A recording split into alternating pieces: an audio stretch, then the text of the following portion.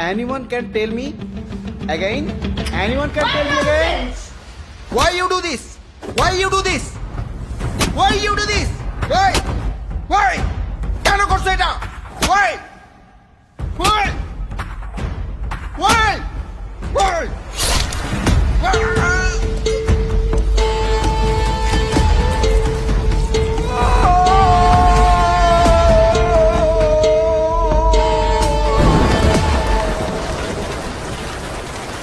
আপনার পরিবারের সাথে যেটা ঘটেছে তার জন্য আমি মর্মাহত এবং শোকাহত।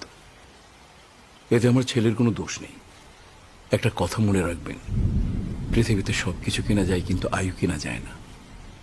আল্লাহর মানে আল্লাহ নিয়ে গেছেন। আমার ছেলে তো কেবলমাত্র উসিলা।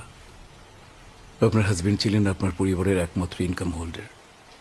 এখন আপনার সংসার চালাতে কষ্ট হয়ে যাবে। কোনো টেনশন করবেন না।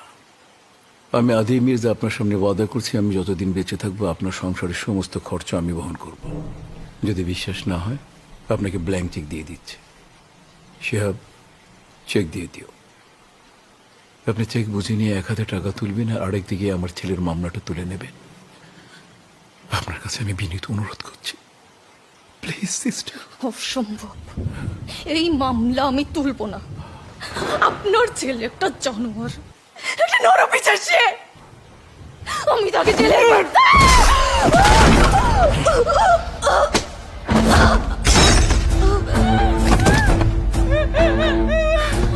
তুই অতি মিটার ছেলেকে ছেলেকে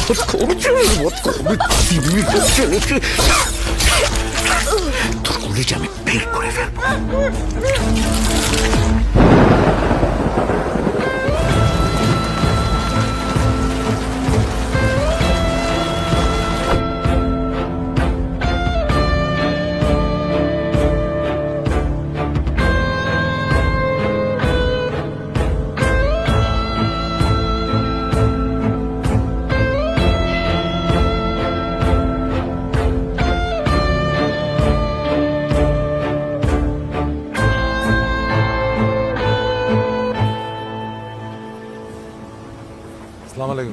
ওয়ালাইকুম আসসালাম স্যার। শিহাব দেখবে।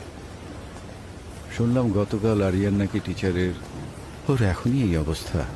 ফিউচারে কি হবে ভেবে দেখেছেন? আমি আমার ফিউচার নিয়ে ভাবি না, অতীত নিয়েও ভাবি না।